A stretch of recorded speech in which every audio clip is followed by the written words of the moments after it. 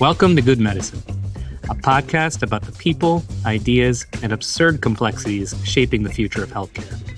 I'm your host, Dr. Rohan Ramakrishna, neurosurgeon and co-founder of Rude, and someone who has spent a lot of time inside healthcare thinking, this is incredible, this is broken, and somehow all of these things are true at once. Good Medicine is brought to you by Rude, the digital home for doctors. It's a free, physicians-only community where doctors can connect, share knowledge, and help shape the future of medicine.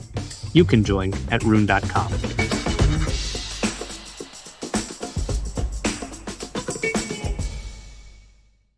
Today, I'm thrilled to be joined by Dr. Ashish Jha. You probably remember him as the White House COVID-19 response coordinator in 2022, or from his time as the dean of the School of Public Health at Brown University. His journey to the highest levels of government is an interesting story. From publicly critiquing the administration's pandemic response to suddenly finding himself in the Oval Office, with President Biden putting a hand on his arm and asking him to serve the country.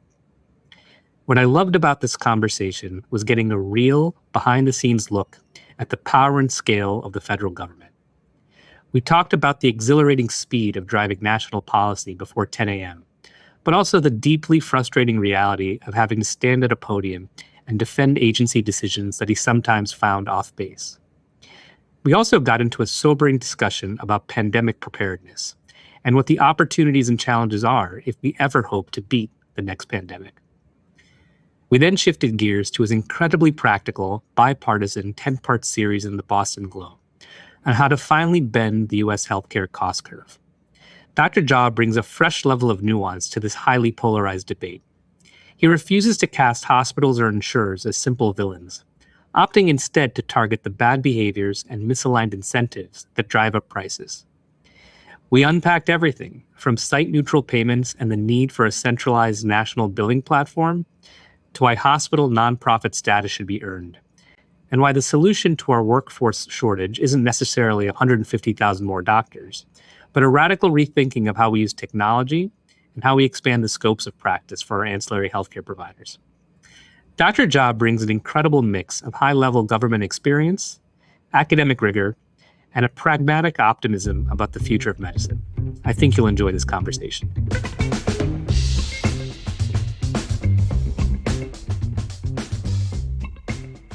Today, I'm so thrilled to be joined by Dr. Ashish Jha, who many of us remember as the COVID response coordinator in 2022, but who also was the dean of the public health school at Brown University, and who now is off doing lots of incredible things, including telling us as Americans how we can improve the costs of our healthcare. So Dr. Jha, thank you so much, and welcome to Good Medicine.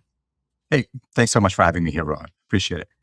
Before we dive into your recent articles on cost containment in healthcare, just as a fellow physician, I'm sure so many of the doctors out there wonder what it's like to get a call, to join the White House to determine and influence public health policies. So can you describe what that was like? What was that phone call like? Yeah. So as you might imagine, it's pretty extraordinary. And it happened relatively quickly. So I had been in touch with the Biden administration for much of 2021, their first year in office.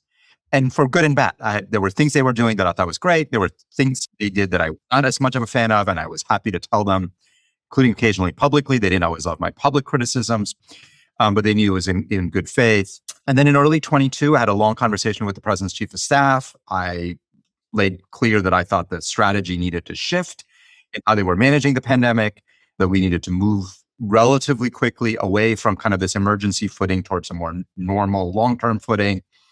And then a couple of weeks later, followed up with it. Someone from the White House called, said, we hear you. We think you've got a good set of points. Would you ever be interested in coming in to work for the government? I said, for God and country, anything. Let me know what the opportunities are, but I'm obviously open to it.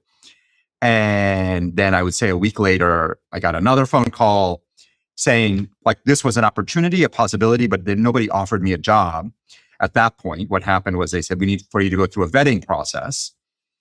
That was, by the way, the most intense vetting I think I've ever gone through. They went through every part of my life. It was pretty crazy. But the ultimate thing came down to in an interview with the boss, with the president of the United States. And so I flew down to Washington. met with President Biden. Supposed to be a 20-minute conversation, ended up being an hour. And at that point, I still didn't know like what was going to happen. And about halfway through the interview, he put his hand on my arm and he said, I really need you to join my administration. I need you. The country needs you. Would you be willing to do this? Mm. And so what do you say? Yeah. And I said, the only thing that came to my mind, which is I said, it would be the honor of a lifetime to serve this country and to serve you. And then as I walked out, I thought, wow, okay, well, I guess that's done. So it's pretty extraordinary. And then like within a week, I was in Washington. So it all happened very fast. It's funny because as a physician and as in the academic world, like, jobs take weeks or months, actually often months to sort of line up. This was very fast. I've had the opportunity to meet President Biden in a different setting, not political, and we bonded over our shared hometown of Scranton, Pennsylvania. Yeah. I just found him to be such an extraordinarily warm and interested, humanly interested, Yes. What did you love about being in government? I'm curious if there were moments you're like, wow, this is incredible, the power and scale of government and that kind of thing. Well, there was a lot that was extraordinary. I mean, one was the ability to get things done. Before I went into government, if I had an idea of what we should be doing with COVID, I would say, okay, we should do X. And then I would either say it on TV or I'd write an op-ed or write a Twitter thread. And here I'd wake up and say, we really should be doing more of this. I'd come in, I'd meet with the team, we'd vet the idea, we'd talk to a few other people. And by like 10 o'clock in the morning, we were out there trying to move it forward. So the ability to move big things forward is really extraordinary. Now, the government's a very complicated place, but I was there at a time when everybody's attention was on COVID and the president was very committed to getting COVID under control. And so that gave me a lot of kind of, tailwind to be able to drive policy agenda items. It gave me this sort of bug for getting things done in a way that was not something I had really experienced in academia or even as a clinician. I mean, as a clinician, you obviously can get things done on an individual scale, but harder as a system level. Yeah. And what about government did you find anxiety inducing or that you really didn't like, if anything? Yeah, I don't know, anxiety inducing, but I often remind people that people are like, oh, you were the COVID czar. I'm like, czar is not the right word. My official title was the COVID-19 response coordinator, and coordinator is the right word because governments are complicated entities, and the US government is made up of, yes, it's got CDC and FDA and HHS. It also has a Department of Commerce that thinks about the world in a very different way. It has Department of Labor that thinks about things in a very specific way. It's got the State Department. I'm not going to list all the departments, but the point is there are lots of different perspectives on every single issue. And a lot of it is about coordinating and getting everybody on the same page. And sometimes that's easy and sometimes that's extraordinarily hard. So that was, to me, a big, big challenge, but fine. Like that was my job. The part I found probably frustrating, Rohan, was that as an academic and as a public health expert, I got to say whatever was on my mind. And I really didn't have to check with anybody. There were moments when CDC would put out things that I thought were wrong, that were like not actually well done. And I, as a political appointee, was not going to overrule the CDC. I could ask them questions, I could push back, but at the end of the day, I was not going to interfere with their stuff. And yet had to go out and publicly defend it, part of the administration. And I found that very, very hard because in my mind, the thing I have is personal integrity. I always say it as I see it. And occasionally I had to say it as the CDC saw it and not the way I saw it. And that was frustrating. But you realize when you play on a team, you're a member of the team and you've got to smile and still be a part of the team. Do you think people understood when, even in public statements, when you were unsure of the policy, but had to communicate it as a representative of the government? Yeah. Oh, can I give an example you're saying? Yeah, sure. Yeah. I mean, look, I've said this publicly before. CDC had policies on masking of kids under 5, of 6 months to 5 years. I really thought there was no scientific basis for that. That was my personal opinion. That was not the opinion of the US government.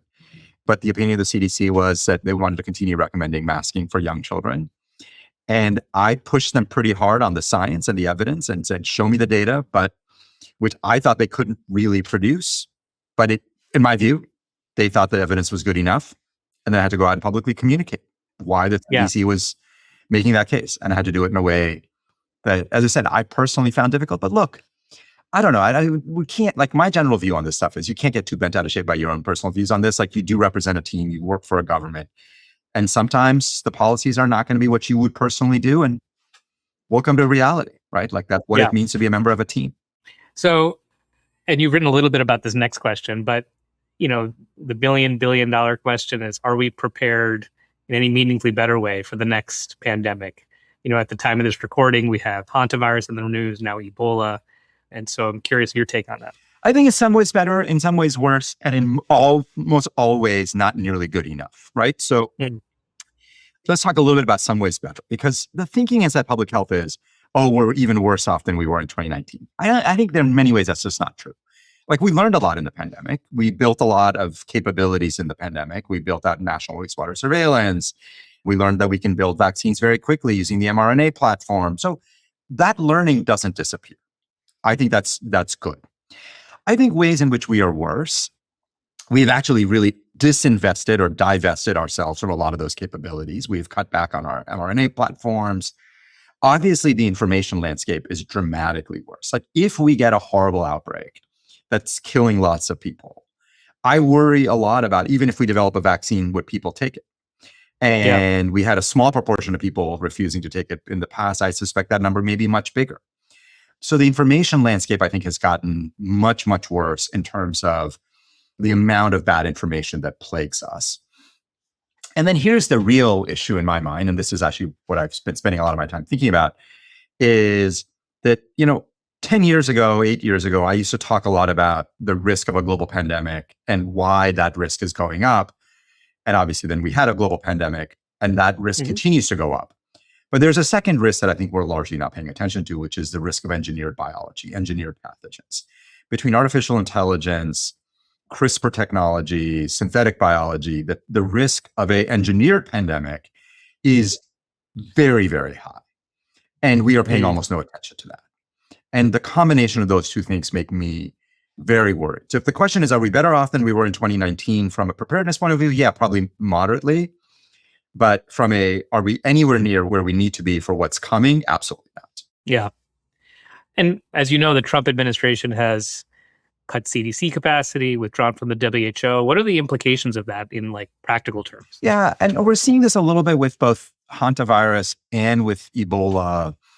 Look, when we are globally engaged in the world, and I think there's plenty of problems with WHO, and WHO has gotten mad at me many times for pieces I've written being critical of the way they do things.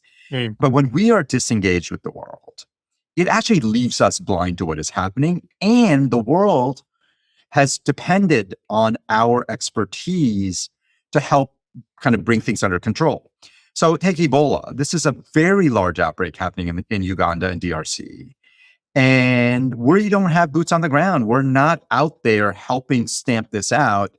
What that means to me is that the risk that it spreads globally just goes way up and ultimately ends up harming us. So I think the loss of US leadership is really being felt at this moment. And it's unnecessary. It's not wildly expensive to have a CDC deeply engaged with the world. Since you're the coordinator at the White House, AI has become part of the forefront of all of our thinking in so many different ways. Yep. And I'm wondering, what is the new AI-driven infrastructure that will help us from a public health preparedness point of view? I mean, I know you work on things like metagenomic sequencing, and there's the wastewater system, et cetera. But is there on the horizon in the short term an integrated way of collecting all this data, assessing it real time, federal, state, et cetera? Is that utopia coming anytime soon? Well, it's one of the things I've come to realize is not going to come on its own. In fact, AI, I laid out all the ways in which it's creating new risks. It's also creating huge new opportunities to protect ourselves better. And AI, like most powerful tools, are double-edged swords. And it's very easy to only look at one side or the other. And I don't tend to be, I'm actually very much an AI optimist about lots of things, but we should also understand that it creates certain risks. So what you laid out is exactly the plan we developed inside the Biden administration of we need a comprehensive biodetection strategy that brings together metagenomic sequencing of wastewater and air and other clinical and syndromic surveillance data, do it in a way that is totally anonymized, and then really allow AI to help us understand what is normal background information, what are abnormalities, and detect threats much, much earlier than we do right now. I think that capability exists. I think it can be built relatively quickly. And unfortunately, this administration is just not building it. And part of what I decided, because I thought this was such an urgent need, like what I did was I left academia. I mean, I'm still spending a little bit of time at the Harvard Kennedy School, but I mostly left academia to actually try to go build this because I just didn't see anybody else building it. And in my view, given the incredible increase in risk of engineered pathogens, the idea that you're just going to not build a detection system is crazy. And it is not getting built. It is not getting built in cities and states. It's getting built a little bit by the military on military bases, and that's great. I love that. But that's not going to be enough. It needs to be in our airports, it needs to be in our cities, it needs to be global with our partners. And it is not getting built. And that is, in fact, what I think is urgently needed right now. Well, thank you for all that. Really appreciate your work, trying to save Americans and citizens across the globe, during your time battling COVID. So thank you. And with that, I want to move on to your recent set of articles in the Boston Globe, a really great piece of reading for those who haven't read it, outlining, I think it's 8 parts on the different ways that we can tackle and bend the cost curve, hopefully, in U.S. healthcare. And I'm curious, before we get into the nitty gritty, what inspired you to kind of take this on? Yeah. So what inspired me, it was in the fall, watching the political debate in Washington. And I don't know that I'm ever inspired by the political debate in Washington, but it's always instructive. If you remember, we had a government shutdown in the fall over essentially ACA subsidies. And, and just to put my politics on the table, I'm a guy who believes that like every American should have healthcare coverage. I just think that's a good thing for America. So that's a value statement. That's not an economic argument. That's just like from a values point of view, I want every American covered. Okay. As I watched that debate and what had happened with the One Big Beautiful Bill, HR 1, I ultimately came to realize that like we're basically arguing about who pays for the bill, not why is the bill so high. And as I thought out to 2026, the year of affordability, 2028, the presidential election, it struck me that we were largely going to see a polarized debate where one side was going to argue that everybody should just have a large health savings account with a catastrophic coverage, and that consumerism is going to save American healthcare from a spending problem. And then the other half was going to argue that we should have Medicare for all, and the government should just control all aspects of healthcare spending, and that's going to save us. And it struck me that neither of those two were practical. Neither of them was going to work particularly well in the United States. And you actually need a reform agenda for America on healthcare spending that is deeply American. We're not going to adopt the Singapore's health system. We're not going to adopt the British or the Danish health system because we're not Danes, we're not Brits, we're not Singaporeans. Those are lovely people, but they have their own health system for a reason. And I did not see anyone at that point laying out a positive agenda for how you lower healthcare spending in America that was practical, doable, and bipartisan. And so I sat down one day and literally thought, I've got a bunch of ideas of what we should be doing. And so I called up the Globe. I've been writing a once a month column for them on like kind of whatever came to my mind. And I just called them and I said, would you be interested in a 10-part series, one framing piece, 8 concrete ideas, and then one kind of summary piece. And I said, look, I could write one op-ed that would cover everything, but then I'd give everything like 2 lines. It's not going to do any of it justice. I realize I'm asking for a lot of real estate, 10 op-eds over 2.5 months, but I'm game for writing it if you're game for publishing it. And the Globe said yes. And cool. And so I got to work, and I've written a couple with a couple colleagues, but the general principles have been each piece should annoy someone. Because if you're not annoying anybody, then you're probably not saying something useful. Second is you should not be able to read the whole series and figure out where my politics are, because I think some solutions absolutely have to come from market-based conservative ideas. And there are other places where it's going to have to be the quote unquote heavy hand of government. And so I wanted to make this very bipartisan because I think the solutions should be bipartisan. And then the last was I wanted to make them practical either from a federal or a state policy perspective. Like I want state leaders to be able to do things and not just feel like, well, we can't move the agenda forward because Washington is dysfunctional. I actually think states can do a lot. And so those are my principles, that it's got to be actionable, it's got to be bipartisan, and it's got to be real. Like none of this It's a win-win-win. Everybody's going to be better off. If everybody's going to be better off, it's probably not real. Yeah. Yeah. Well, I really enjoyed reading it. So to get into it, the beginning of it, how much of healthcare, the increase in healthcare spending is fair because people are living longer, utilizing more resources. We have incredible new therapies like immunotherapy, treatments for Yeah. Hep C. Yeah. The list goes on and Yeah. on.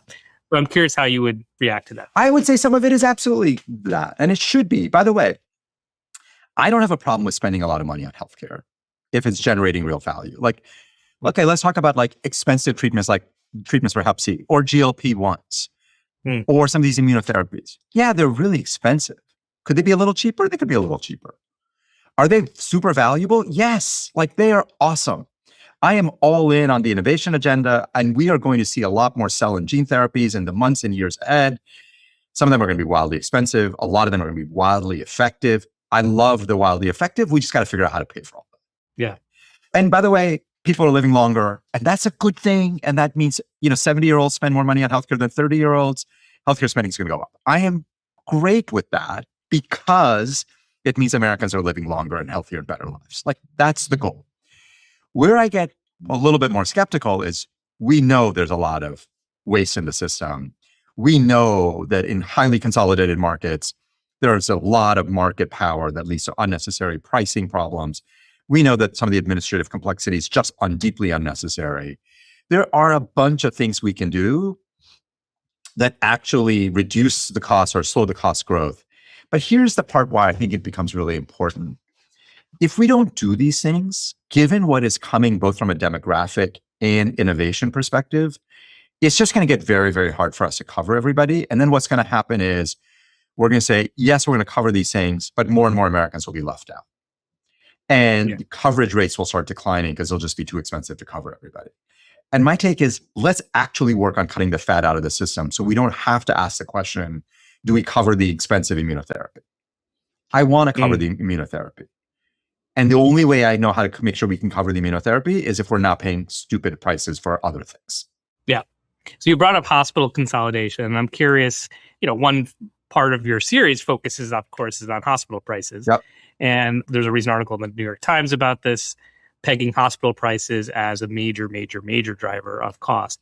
And one of the factors behind that is hospital consolidation with increased market power. And I'm curious, when is it actually true that in your opinion, hospital consolidations are actually a net good versus not, and how you kind of think about it? Yeah, it's a great question. So first of all, one of the things I try to write in my, opening piece, and I have said many times, is I think one of the problems of both policymakers, particularly politicians, is they're always looking for a villain.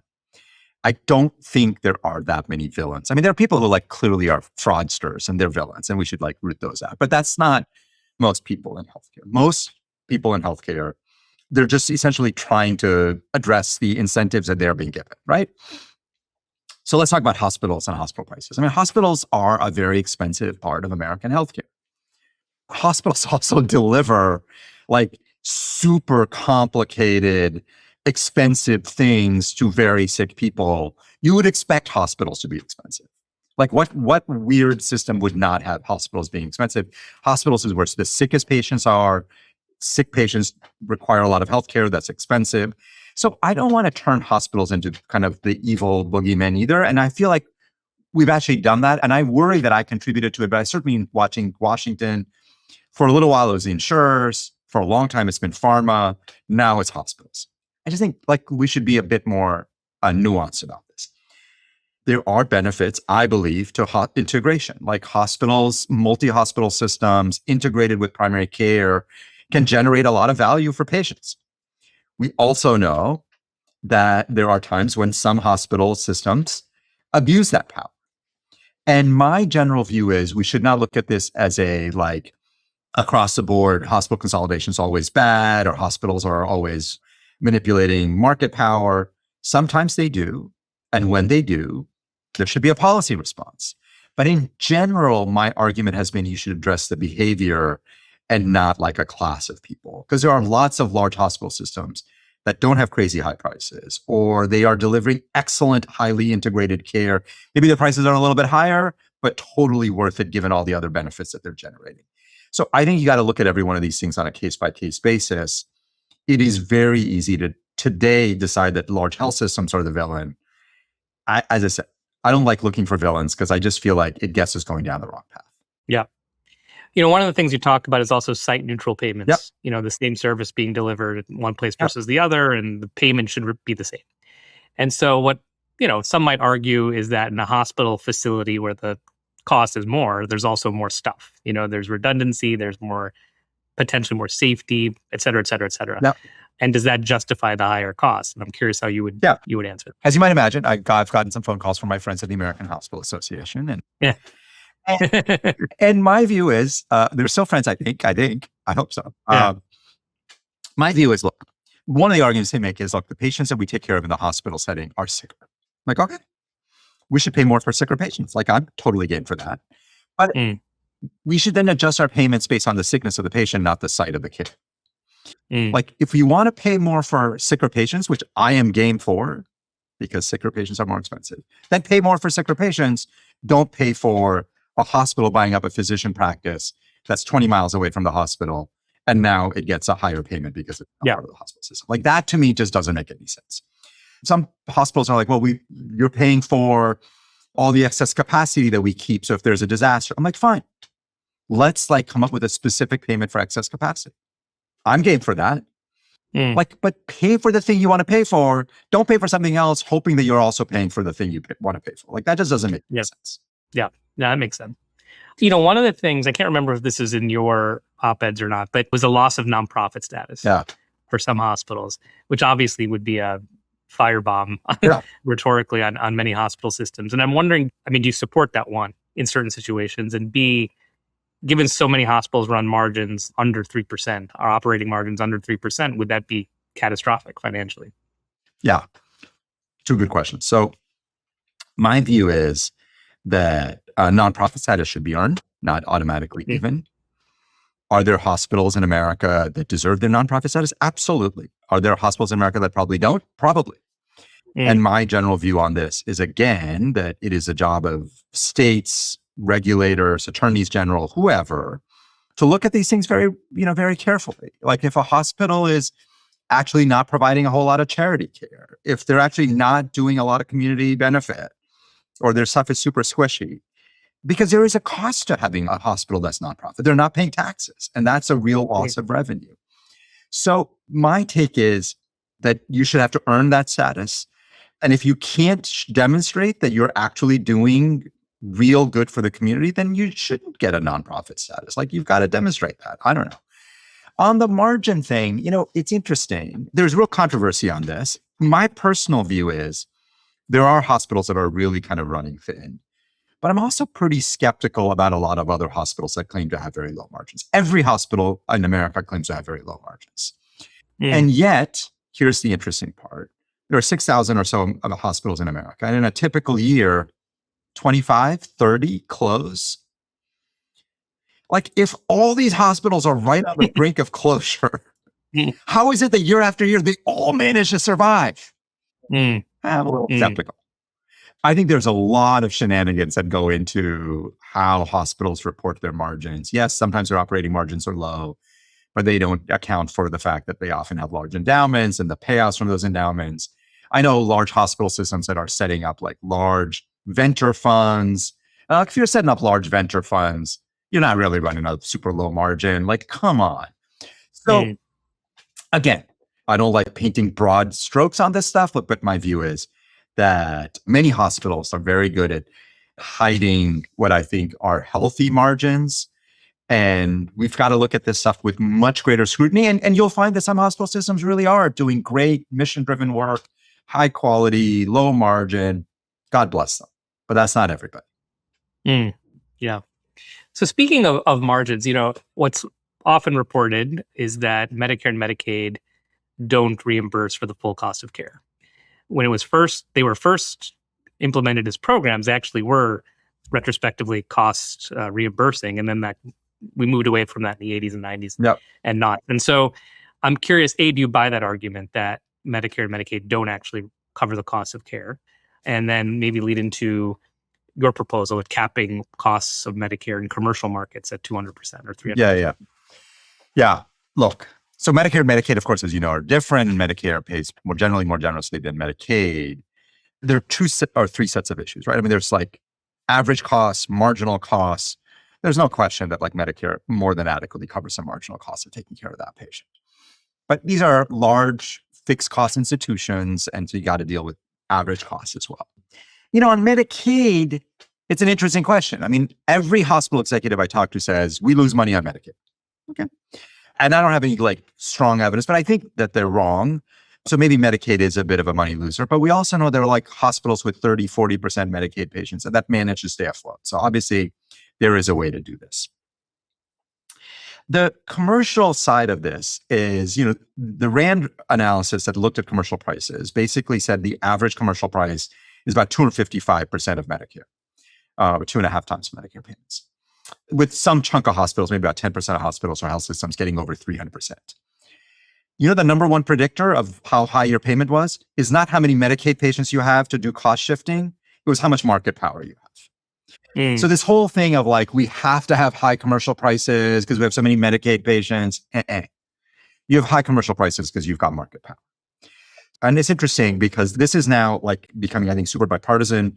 Paragon Institute, which is very closely affiliated with the Trump administration, came out with a report basically saying cost shifting is nonsense. It's not a real thing. There's no evidence that cost shifting really happens. The Center for American Progress, it's a much more lefty or kind of liberal organization, came out with a hospital payment cap. My view is if you do at least a 300% Medicare cap, that's going to take out the crazy outliers. So people are getting 300, 350, 400% of Medicare. I just think like there is almost no justification. There's no justification for that. There are plenty of hospitals that get 180, 200% of Medicare on their commercial side, and they do very well. The idea that like you'd see a whole bunch of hospitals going out of business, I think is super unlikely because again, it's not the safety net of the rural hospitals that are getting paid these. It's usually large health systems with healthy margins and large amounts of market power that are generating these high prices, and they can survive a small haircut on the other end. I guess if you cap commercial prices, though, how do you make sure that the savings go back to patients, versus making insurers more profitable? Yeah. So I say this in my piece that if you just cap this, but leave insurers like largely uncapped, but they have a lot of market power, then all you've done is taken away large profits from hospitals and given it to insurers, which is not my goal. My goal is very simple, which is I want healthcare to be more affordable for consumers, for employers to provide it to employees, and for consumers to purchase it. So the way you have to deal with this is either you have to make sure you have a competitive market on the other side, the insurer side, so that if you do, then you're going to be able to see lower prices. And if you don't, then you have to do price regulation on the insurer side too. And so you have to make sure that if you cap and that leads to lower prices, that insurance companies have to then pass that along to consumers. Look, none of this is like my ideal way to do this. In my ideal way, like you'd have highly competitive markets on the insurance side, you'd have highly competitive markets on the hospital side. So you wouldn't have to get into things like trying to cap prices and make sure that it's just much messier. Yeah. And so in my series, I lay out like a bunch of ideas for how to increase competition on the hospital market side, like, get rid of certificate of need laws and allow for physician-owned hospitals and ambulatory surgical centers and all this stuff. And what I've heard back from a lot of policymakers is, and there is some truth to it, it's going to take a long time. It's really hard. I'm like, okay. If you're not willing to do things that will lead to more market competition, then you just have to accept that you're essentially dealing with utilities and then treat them like utilities. Now, my preferred choice, but the worst choice is let them be basically monopolists and then let them charge whatever they want. Like that to me would be the unacceptable option. Yeah. If you don't really like them, then break them up. Like if you just feel like they're a monopoly and you don't want to regulate, then break them up. Like we've done that with monopolies before. They don't want to do that either. Everything is hard, but you got to give policymakers options. How about the argument around, right now buying insurance across state lines is very difficult, or illegal. Totally game for that. Do I think it's going to make like a big difference? I don't. Here's why. Like, I live outside of Boston. What do I care about when I'm buying an insurance product? That hospitals and doctors in the greater Boston area are in the network. Right? It's like the number one thing. And of course, the cost. So all the insurers that sell insurance in Massachusetts are obviously regulated by Massachusetts. Do I think that there's some like amazing insurer sitting in North Carolina who can create a network for me that's like higher quality, lower cost. Maybe, but I don't see like that becoming like the solution. And if you think about national insurers, United, Aetna, they just go get licenses in each state, more or less. So, like in general, I am pretty pro competition. Therefore, I'd be pretty amenable to like selling stuff across state lines. Like we buy stuff across state lines all the time.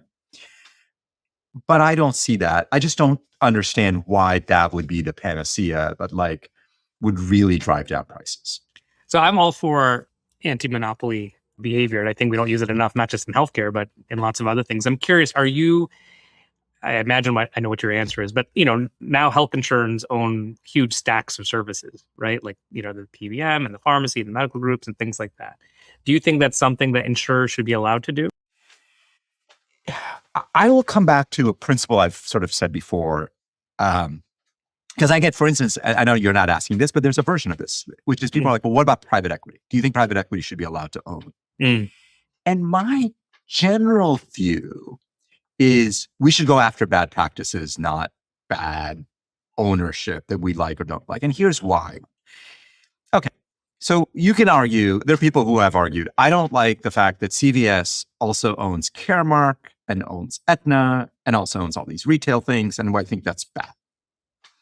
And CVS argues, we think it's good. Look at all these consumer benefits. And my general view is, I don't have a philosophical disagreement. I don't love big corporations. Like I think smaller is better. But Amazon's pretty huge. I use Amazon all the time for all sorts of things because the scale actually helps me as a consumer. So I just think like we should look, if you're huge and you're doing things that are creating, like you're charging higher prices because you're not negotiating effectively between Caremark and Aetna, or you're blocking out other competitors because of you using your size, then I have a problem. So my general view is go after bad behavior. Don't go after structures you don't like. Same thing on private equity. People are like, what do you think about private equity? And I'm like, private equity can be useful. And if private equity behaves badly, we should go after the behavior. But don't ban all private equity in healthcare. That to me doesn't make sense. Yeah. So related to cost containment, obviously, is value-based care, right? And there's a preponderance of value-based care models, some effective, some not so much. And so what separates the models that have been valuable from the ones that haven't been? And I say this as a practicing physician, where you get some of these value-based models that come in and they're incredibly complex to implement from a data infrastructure, et cetera. And then you sometimes wonder, is this really moving the needle? So I'm curious from your lens, which have been the most effective and why? Yeah, it's a good question. I was kind of a skeptic of VBC, value-based care, like 10 years ago. I have changed my mind a little. Let me explain. Do I think all value-based care programs are great? No. But there's a group of people out there, particularly in the academic world, who are like, value-based care has been a disaster. I actually think that's not right either. I think value-based care has made a difference. I think certain models have made more of a difference than others. And I've thought a lot about two things. What's the alternative? Do we just stick with fee-for-service? I don't love that. And the second is, what can we do to make value-based care better? Instead of asking the question, is value-based care good? It's like, okay, if it is not good enough, it is not delivered enough, how do we make it deliver better? And I try to write about this a little bit in one of my pieces. Like, I do think a lot of the more physician-led value-based care programs, ACOs, have done a better job. So I like that. I want us to lean more into that. I've talked to a lot of ACO leaders about what their problems are. They think that the short-term contracts are a real problem because, as you said, they're often complex to implement and there's a lot of cost and they don't pay off in like the first couple of years. And then people are like, this is not working. It's failing. Might take 5 years to pay off. So let's create 5-year contracts, not 2-year contracts or 1-year contracts. And generally, I have come to believe that more physician leadership here is going to be important because physicians actually have tacit knowledge about what care is valuable and not in a way that programs, administrators, ACO directors don't. And the more we can get physicians engaged and actually thinking about what's going to make care more efficient and higher quality, I think the better the system is going to be. So I think it's an experiment that's still going on. I'd like to have more physician engagement, longer contracts. and a bit more risk in the game as well, especially for larger systems. Of course, so much of value-based care is going after, super expensive care, right? Because it just costs a lot, Yeah. right? And so, but I'm curious, what's your sense of value-based care that goes after preventative care, Yeah. right? Like if we basically, as a Manhattan Project, treated everyone's hypertension when it starts in their mid-40s, we'd probably avoid a lot of downstream implications for 20 or 30 years. Yeah. I'm curious, are there programs that you've seen that kind of look at that? Yeah, the timeline issue gets right into that, right? Because most of the prevention stuff is going to have benefits 5, 10, 15 years down the road. Well, I mean, we still do plenty, right? It's not like when I'm seeing patients in the hospital, I'm a hospitalist. When I go to it's not like I'm like, oh, this is not going to pay off for 5 years. I don't care. Like, of course I care. I care because it's the patient. I care about them. A couple of things on high cost care. I mean, some high cost care is very, very hard to prevent, right? Like the person gets into a car accident and spends 3 weeks in the ICU. Like it'd be great if we could figure out how to reduce motor vehicle accidents. I actually think we should be doing more on that. But that's clearly outside of the scope of the healthcare system. And those people are going to be hard to figure out how you're going to lower their spending. I mean, maybe we can make ICU care marginally more efficient. Maybe we can make it a lot more efficient. I don't know. But that strikes me as very hard. Certainly be hard to prevent. So where I think you have more opportunity on the high cost stuff is really looking at people and doing a better job of predicting who is going to be high cost next year, which is different than who was high cost this year. And then trying to figure out what are the interventions you need to reduce that. On the prevention side, a lot of stuff has very long timelines for payoff. And I don't know that we can structure value-based care incentive programs to do that. I do think you need a different mechanism. I mean, again, most physicians care about patients and want to do the right thing. But I think more investments in better hypertension management, better diabetes management. This is why I actually think GLP-1s are awesome. Like, I actually think they're going to be incredibly useful in the long run. They're going to raise costs in the short run. I'm okay with that if what it means is people are living longer, healthier lives. Yep. I'm curious, should the US be more explicit about interventions with marginal benefit? For example, end-of-life care, where we're doing lots and lots and lots of things with essentially no real impact. It's not an area you really went into in the article, but I'm curious how much of a factor you think that plays in cost. Yeah. So I'm going to give you a bit of a contrarian view on the end-of-life care stuff. End-of-life care is complicated because it's two things in one. A lot of end-of-life care is just sick people care, right? So what I mean by that is, okay, imagine the 60-year-old who was otherwise healthy, gets into a car accident and spends 3 weeks in the ICU. You should be trying to do everything you can to save that person. Yep. And then they end up dying. If you look at their spending and you're like, wow, we spent $1 million in the last 3 weeks of life. That was a waste. No, it wasn't. Like, if I knew the person was going to die and there was nothing I could do about it, sure. But it wasn't actually end of life care. It was sick person care, and sick people die. So there's a little bit of a problem of that retrospective look. And by the way, this is not a uniquely American problem. There's actually been pretty good studies that have looked at end of life spending in other high income countries. And it basically is about the same proportion of total healthcare spending in other countries, because we're just not very good at predicting who's going to die when. Even people with cancer often, you get them through their ICU stay, you get them through their hospital stay, and then they have another 6 months or a year. And who am I to tell them, look, that extra year isn't worth it? So there are times when it's truly futile, it's futile. That gets into how do you do a better job of talking to people about end of life care? How do you talk about DNR status? How do you do hospice better? There's a lot of policy work that needs to go into all of that. ICUs, by the way, are extraordinarily expensive. Can we really not make them a little less expensive? I don't know. If we could figure out how to make ICU care a little cheaper, we just save a lot of money because there's so much money already going into it. But it's not what I wrote about, because it strikes me as it's not where I want to start. I just think ICUs are extraordinary places that save the sickest people. Probably there's money to be saved there, but I don't have any good ideas on how, and maybe more ICU people should be writing about that. But in terms of therapies that only offer marginal benefit, I'm a cancer surgeon. Yeah. The NHS has their version of this, right? If it doesn't meet strict criteria, we don't do anything like that in Medicare. I'm curious, would you want a system like that, more cost sharing with patients if they want to try those therapies? How have you thought about that? It's a very good question. My view is even NHS has struggled, Canada has struggled with having what people talk about as health technology assessment, saying, hey, If the price is above $50,000 or $100,000 per quality adjusted life year, we're just not going to pay for it. Obviously, Medicare doesn't have that policy. I think it's very unlikely for that policy to ever pass in the US. It just gets back to how hard it is to adopt other countries' strategies. So my kind of thinking on this has been two things. One is I'm actually perfectly fine with Medicare negotiating drug prices. And if something truly is very marginal in value, Medicare should just pay lower prices for that thing. ICER is this excellent organization that actually does the analysis. They have no political power. They just do the analysis and say, based on what this drug generates, here's a reasonable price for it. And I like that. Like, that's information that payers can use. If the company wants to charge more, then then consumers are going to have to pay out of pocket for that difference. I'm fine with that. Yeah. The next part of your series was all about administrative waste and prior auth.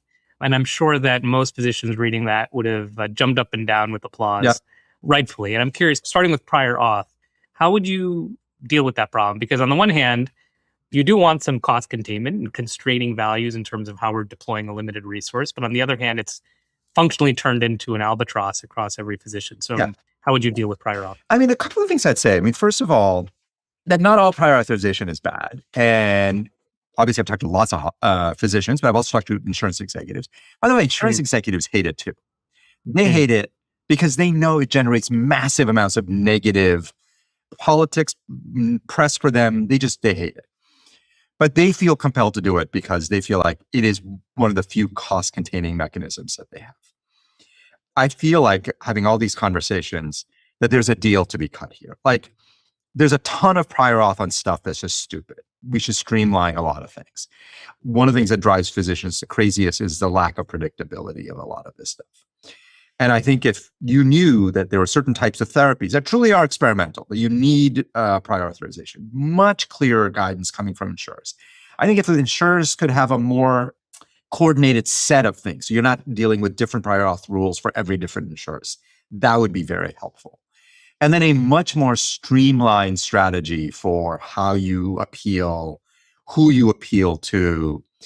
There are ways of making the system more rational. I don't personally think we need to get rid of all prior authorization. I know physicians would love to get rid of everything, but it can just be made so much more rational than it is.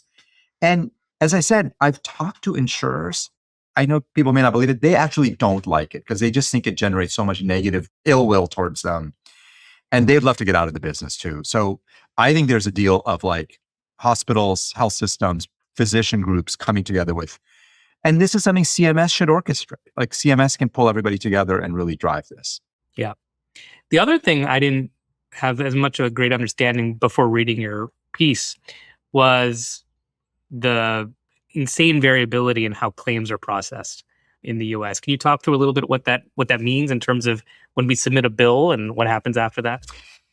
Yeah, I mean, and I talk a little bit about this, creating this kind of clearinghouse, right? I think this is a David Cutler idea. There is incredible variation in what happens with bills. Different insurers have different rules. Different insurers have different billing systems.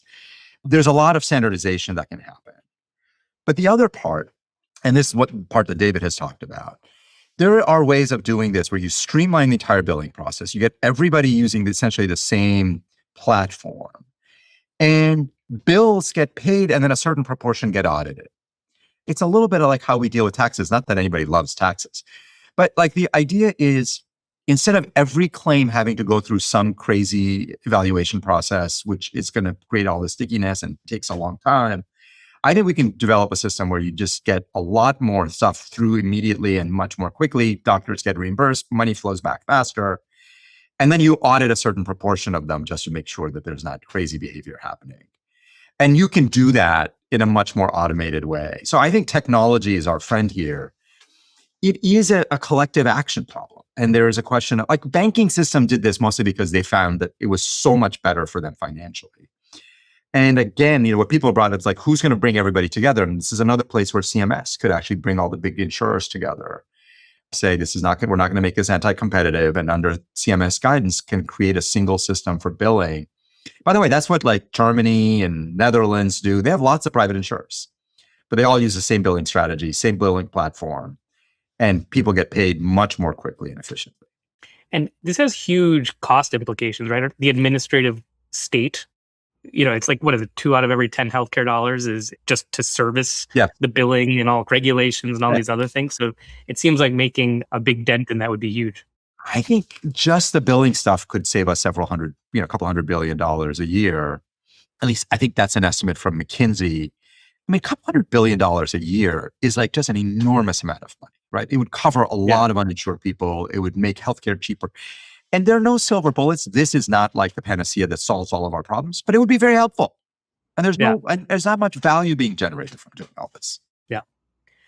Coming back to cost and physician-owned hospitals and things, I mean, the pendulum has swung wildly in the last 2 decades towards hospital-employed physicians, right? Do you think the pendulum will swing the other way, like with direct pay models and things? I think it will. I think there are a couple of reasons why. One is, I think there's a bunch of bad policies that have pushed physicians to get out of independent practice. Look, I think there are times when a lot of physicians I know are like, I don't want to be an independent practitioner. I just want to show up, do my work, get a salary. Great. Good for you. Fine. But there are a lot of other physicians who would have loved to have remained independent, just became untenable for them because of administrative complexity, et cetera. I think if we stop doing the things that make it hard for independent physicians to stay independent, I think that'll be very helpful. I don't think there's much evidence that hospitals buying up physician practices is somehow good for patients, that it somehow dramatically improves quality. That's been an argument. I don't think there's much evidence behind that. So I do think from a policy point of view, there is a recognition that we're wiping out independent physicians, and that's not a good thing. If people want to stay independent, we should find ways. My hope is if we can deal with some of this administrative complexity issue, if we can stop putting our thumb on the scale towards consolidation, you're going to see more physicians who will want to stay independent. And between administrative simplification, better AI tools, you should be able to run your practice without having to spend several hours or hiring a big staff just to manage all the billing. And so all this other stuff we've been talking about should enable more independent physicians to thrive. My dad was in private practice for forever until he joined a big medical group or health system. And, the thing he cited was just this sheer untenable scale of trying to deal with all the compliance and regulation and staff and all this other stuff. It's just very difficult. And so I'm curious, do you think and this is going to sound very conservative, but any regulation, any regulation in healthcare should have anticipated implementation costs, et cetera, et cetera, No, I think it's a very good question. I don't think that's conservative. I mean, look, here's the basic point about regulation. I mean, I'm not anti-regulation, I'm not pro-regulation. The way I think about regulation is all regulations have intended effects and they all have unintended effects. I don't know of a single regulation that doesn't have unintended effects. We spend almost no time thinking about the unintended effects. Once we figure out that some regulations are having lots of unintended effects, we don't do anything about it. We're like, oh, that's terrible. That's too bad. Wish it wasn't that way. We're very bad at undoing things. Like I even think about, a bunch of things that I used to support. I was like, oh yeah, that's a great policy. And then we implemented it. Turned out it didn't work that well. Okay, no harm, no foul. We got that one wrong. Let's get rid of it. We almost never get rid of stuff. So in general, what I would like to see more from CMS, and I think, again, I've been pretty impressed with Dr. Oz and the current CMS. I actually think they've been doing a pretty good job. Like they should be looking more broadly at a whole host of regulations, asking, is the juice still worth the squeeze? Not, was it well-intentioned? Most regulations are well-intentioned, but that isn't the goal. It's like, is the juice worth the squeeze? What are the negative effects they're having? And then I think it's time to start undoing a bunch of this stuff. And to your question, yeah, every regulation, you should do some serious thinking about what the unintended consequences are going to be. And I don't want to hear there will be none, because that's not a reality. Yeah. But I think about this with therapies, by the way. Like every treatment I prescribe has side effects. It doesn't mean I don't prescribe treatments. Right. But sometimes it turns out that the side effects are much worse than I had hoped. And then the clinical benefit. And what do?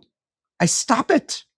And I don't say, oh my God, I'm a failure. I gave the medicine. No, it was well-intentioned. It was the right thing to try. It didn't work. Let's move on. Yeah. All right. Well, getting towards the end here, I'm curious, you talk about workforce also, right? Certificate of need and those sorts of things. Are we going to need less physicians or more physicians in the next 20, 30 years? So I don't know the answer to that question. But here's what I do know is that every single projection is wrong. Like, I mean, first of all, like I keep hearing everywhere all the time, like we need another 150,000 doctors and we need like another 2 million nurses. I don't know if those are the right numbers. Like maybe, but like, look, any model you create is going to be based on current technology, and technology is changing so fast that we should be much more nimble about this stuff. Like, we clearly are going to need physicians in the future. So I have like, nephews and friends' kids who are like, should I still go into medicine? I'm like, medicine's awesome. It's great. Yeah. And they're like, are we going to need doctors in the future? I'm like, we're going to need doctors. And then they're like, well, what kind of doctors? I'm like, I don't know. I can't tell you. Like, I don't know what a physician 20 years from now is going to need to do, but that's okay. Like, hopefully medical schools will get smarter and train you, and then you'll learn as you go along. So what I would like to see is a real rethinking about who can do what. Look, I have a lot of very close friends in the American Medical Association, and I love the AMA, but I think it's a little too territorial on a whole bunch of issues where they're like, this is only what doctors can do. I mean, the truth is that you take a pharmacist, a local pharmacist at a pharmacy, and give them a really good AI tool. You don't think they can manage somebody's hypertension? Really? Like, I think they can. And hypertension's protocol driven now too. Yeah. And they're like, well, what about if it's like something unusual? I'm like, well, you should be able to come up with ways, like, by the way, if their hypertension is not responding and it's got this and this, like there should be triggers. And yes, I just think this idea that like the whole point of technology is it allows us to reimagine what workflow looks like. That's how technology works well. It doesn't just automate what we were already doing. It lets us reimagine what work should be done. In that world, I would like to see pharmacists doing a ton more than they're doing now. And then people are like, well, can you be convinced that pharmacists will never make a mistake? I'm like, they'll make mistakes. But the alternative is that lots of people just don't get care at all. And that's like not useful. And by the way, just saying we need another extra 150,000 doctors, I'm like, okay, what's your strategy there? And how quickly are those people going to show up? And like, really? And you want me to wait 20 years? Like, the world is changing way too fast. So my view is we've got to substantially widen scope of practice laws. We've got to use a lot more technology in these things. Doctors and doctors groups can't both be saying we don't have enough doctors. We're spending way too much time doing administrative stuff. Oh, and you can't let anybody else do anything that we're already doing. Like that all three of those arguments, you can't make at the same time. So I feel like a lot more nurse practitioners, there's already been a lot of growth there, more PAs, more pharmacists. All of that is a good thing. Physicians are still going to be really critical to all of this. Yeah, I always come back to there's essentially infinite demand for healthcare services. Correct. So even if you open up NPs, PAs, pharmacists to the kinds of things you're talking about, doctors are still going to have tons to do, And there's still plenty of complicated sick patients. And by the way, like that's what our training is for. I mean, I don't know that I want to be managing people's hypertension. Like, I get it, but I mean, like, I can, but like I think AI should be managing people's hypertension. I'm not even sure that like you need a nurse practitioner for most of it. And speaking of, I'm curious, one of the things that bothers me about AI is it's sort of not, I mean, I personally think it's going to take over a lot of this lower acuity basic care. Yeah. Totally. But I do think that these companies that are deploying these agents shouldn't shirk from physician level responsibility if that's what they're delivering, physician level treatment. So I'm curious, do you think they need to be considered essentially doctors from the standpoint of malpractice, et cetera? Well, that's a very good question. I have to tell you, I haven't done a ton of thinking about this. I mean, certainly if, like, I know we saw this in Utah, blanking on the name of the company that just started doing the med renewals. And there is a question of like, if they get it wrong, who's responsible? I think it's a very good question. Obviously, you need to have some amount of liability. If they really screw up and somebody gets injured, you've got to find a way to like compensate that person. And you've got to create systems to deter that kind of thing. Whether you're going to ask every startup to take out malpractice insurance, that'll probably kill a lot of startups. So we've got to come up with some hybrid approach. And by the way, one last point on this is none of us think that the current malpractice system is all that great anyway for docs. So maybe this is an opportunity for us to reimagine this whole thing and say, can we move to more of a no-fault system where if somebody's injured, they're compensated? if there's truly gross negligence, that we go after those people. But let's find a better way to do this for both doctors and for these technologies. Yeah. Awesome. So this is the last segment here. We call it Quick Hits, where I just get your knee-jerk reactions to some questions. Okay. So favorite DC restaurant when you were in DC? Oh my God. Favorite DC restaurant. All right. I have to say, only because I ate there all the time, I loved Bombay Club, which was right next to the White House. It's very, very good. I'm a Rustica fan, by the way. Oh, Rustica is, of course, amazing. Yeah. I love Rustica as well. I mean, I just love Bombay Club because I ate there all the time, but Rustica is probably, it's one of my favorites. Book recommendation? Book recommendation. I'm just reading this book by Peter Thiel, and I literally am blanking on it. 0 to 1? 0 to 1. Thank you. Yeah. I should probably not have walked off. Yes. Yeah. But yes, I just started reading it. I'm really enjoying it. Most important mentor in your career?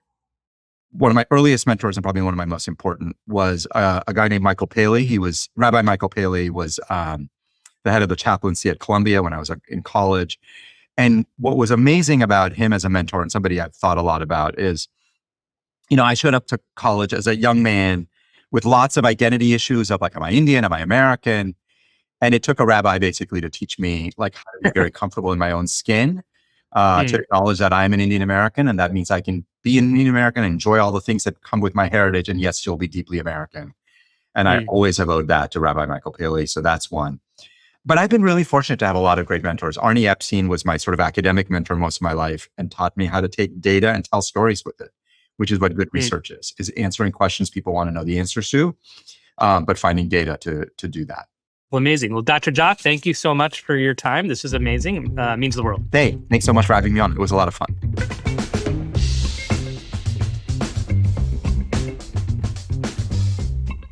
Thanks for listening to Good Medicine, and a special thank you to Dr. Jha for sharing his perspective.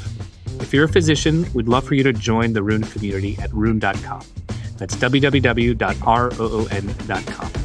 You can also help us grow by sharing this podcast with a colleague or friend. Thanks for being part of the conversation.